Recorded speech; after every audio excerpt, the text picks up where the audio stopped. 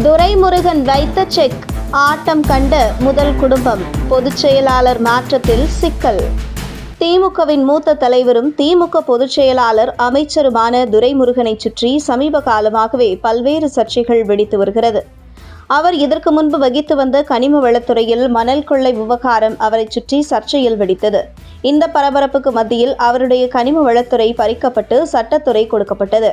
கட்சிக்குள்ளேயும் பல்வேறு சர்ச்சைகள் துரைமுருகனை சுற்றி இருந்து வருவதாக கூறப்படுகிறது.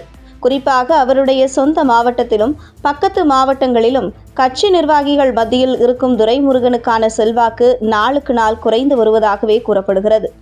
மேலும் அவருக்கும் பக்கத்து மாவட்டத்தில் இருக்கக்கூடிய திமுக மூத்த அமைச்சர்களுக்கும் இடையிலான அதிகார போட்டி மிக உச்சகட்டத்தை எட்டியுள்ளதாக கூறப்படுகிறது.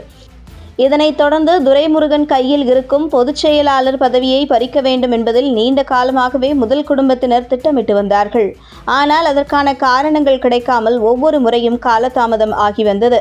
அப்படி இருக்கையில் சமீப காலமாக சில விஷயங்களை நிர்வாக ரீதியாக மறந்து விடுகிறார் என்கின்ற ஒரு குற்றச்சாட்டும் துரைமுருகன் மீது இருந்து வருகிறது.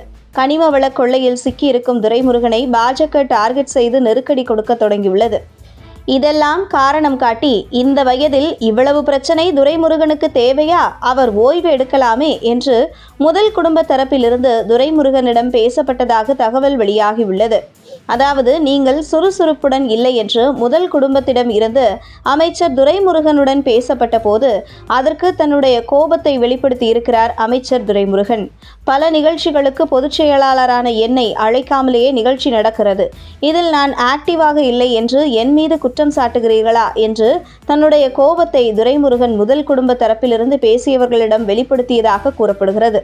அதே நேரத்தில் துரைமுருகனை பொதுச் செயலாளர் பதவியில் இருந்து தூக்கிவிட்டால் வட மாவட்டங்களில் பெரும்பான்மையாக இருக்கக்கூடிய அவர் சார்ந்த வன்னியர் சமுதாயத்தினரின் எதிர்ப்புக்கு திமுக உள்ளாகுமா என்றும் அறிவாலயத்தில் ஆலோசிக்கப்பட்டதாக தகவல் வெளியாகிறது.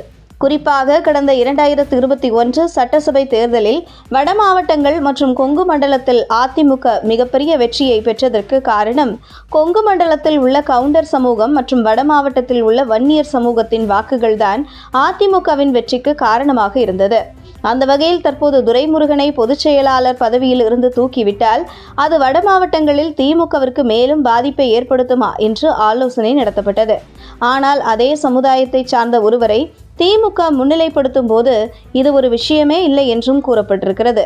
அந்த வகையில் துரைமுருகனை நேரடியாக அவருடைய பொதுச் செயலாளர் பதவியில் இருந்து நீக்காமல் அவராகவே தாமாக முன்வந்து தன்னுடைய வயது காரணமாக தன் பொதுச் செயலாளர் பதவியில் இருந்து விலகுகிறேன் என்று ராஜினாமா செய்ய வைக்கும் வகையில் முதல் குடும்பம் பேச்சுவார்த்தை நடத்தி வருவதாகவும், துரைமுருகன் வகித்து வந்த பொதுச் செயலாளர் பதவி டி.ஆர். பாலுவுக்கும், டி.ஆர். பாலு வகித்து வரும் பொதுச் செயலாளர் பதவி ஏவ வேலு கைவசமும் செல்ல இருப்பதாக கூறப்படுகிறது. செப்டம்பர் 15ஆம் தேதி அண்ணா பிறந்த நாளன்று இந்த மாற்றங்கள் நிகழும் என்று கூறப்படுகிறது.